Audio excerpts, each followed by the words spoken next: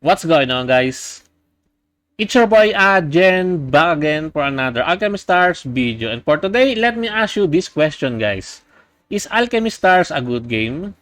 In my honest opinion, yes. I am very confident that Alchemy Stars is a good game. For having really gorgeous waifus and bandos, to having a really interesting lore or storyline, and also having a unique gameplay, Alchemy Stars is a good game. But it is not a great game, in my honest opinion. Something is lacking in Alchemy Stars to be called a great game. And what is that? A rotating endgame game mode. Yes, we don't have any rotating endgame game mode in Alchemy Stars. So what the hell is a rotating endgame game mode? It is something like a monthly thing or a bi-weekly thing.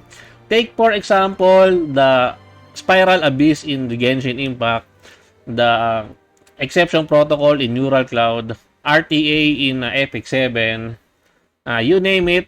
Those famous gacha games have this some form of rotating end game content. But here in Alchemy Stars, we don't have that one. You might say that we have Secret Territory and also Calamity Codex that resets weekly, but those are really meh. They are not really end game mode in my honest opinion. And the rewards that for clearing them or doing those game modes are somewhat of a hassle and not really worth doing because the rewards are trash. The rewards are meh. I hope that in this upcoming anniversary, Dog will address the issue with regards to those game modes, or they try to bump the rewards, bump the gameplay, or something like that. But I don't know. But I have a suggestion for what a really good endgame, a rotating endgame game mode.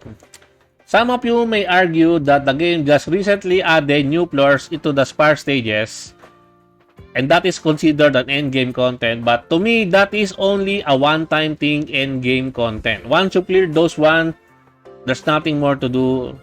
It's done, and you are nothing left to do, right? That is why it is not called a rotating endgame game mode to me.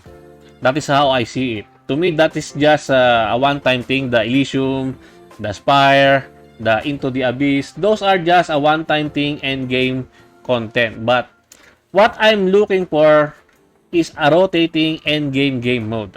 So how can Alchemy Stars implement this one? Alchemy Stars already has an endgame game mode before. I've said this before, but I don't know if you guys remember this one.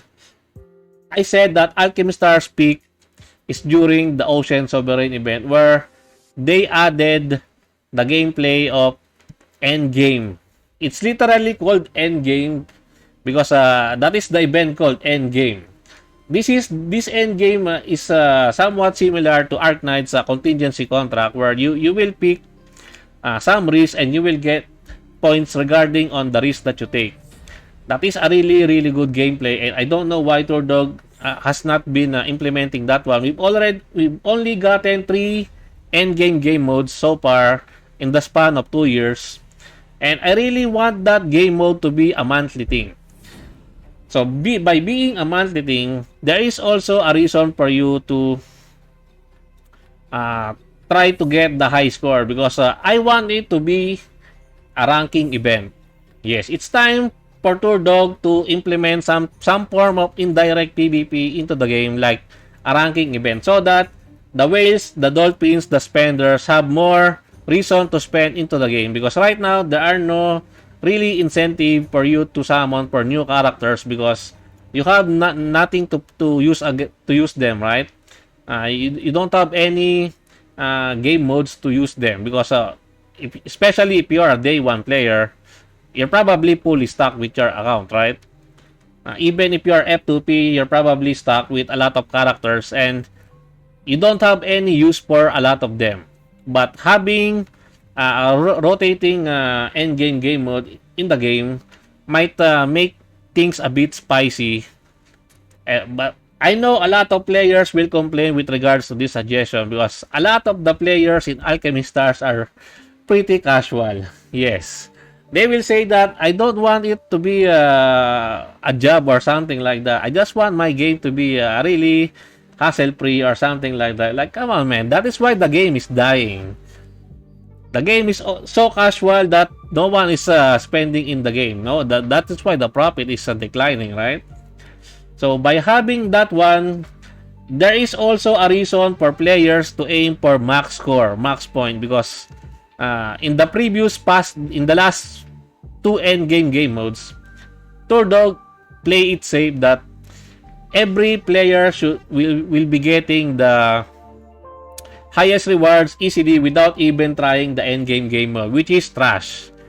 That is trash because they got a lot of negative feedbacks during the launch of the endgame mode during the Ocean Sovereign event. And I think they have some trauma from that one. That is why they try to always cater to the casuals. I've been saying this a lot, right? Turdog is always trying to cater to the casuals. So how does this endgame game mode that I'm advising, that I'm trying to implement into the game, it's a monthly thing. Then you will be fighting bosses, maybe 5 or 6 or 7 bosses with corresponding risk that you will need to take.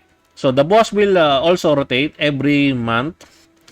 And then usually the highest score is 5,000 points, right? 5,000 points per boss. Then you will total it out before the month ends. Then you get a leaderboard or something like a ranking. But what if all the players get all 5,000 points? They will be all rank number 1. Rank number 1 has a corresponding reward. Rank number 2 has corresponding reward. And top 10, top 50, top 100, and then below 100. Those are something like the rewards for that one. Now, what would be the rewards? Maybe for the top 100 or something, or maybe top 300, why not give something like Drew's boxes, right? It's been a while since we've gotten a reward that has a Drew's box, and a monthly Drew's box is not a big deal because you need 5 Drew's box to be used to get a character to one of their breakthroughs, right? So 5 months for one dupe is, I think, a fair play, a fair game, right? A fair price. And I'm not I don't think Turdog will have a say for that one, right? I think it's fair game. It's fair game for everyone. One Drew's box per month is a-okay as a reward. And also for the top rankings, also they can get some form of medals, right? Medals are a thing now in Alchemy Stars, right? Those fancy medals, those fancy badges, why not put it in the game? And also try to implement there those refining upgrade materials that we need, because right now it's really a steep cost just to refine tree a character to their full equipment refinement, right? It's very, very expensive also, and those refinement materials are really hard to come by. If you want to play with a lot of those characters that has equipment refinement, you cannot do so because you want to save your equipment refinement materials for a character that really deserves the equipment refinement, or the character that is worth equipment refining for, right? Those are just my suggestions. And I don't know if Turdog is going to be listening or watching my video anyways. But I'm just trying to make the game a little bit better. Well, anyway guys, I think that's it for me for today. I hope you enjoyed this video. Please leave a like and subscribe. I would really appreciate it if you could help me grow my channel more. And thank you to everyone who are supporting my channel. I appreciate every one of you. Until next time, peace.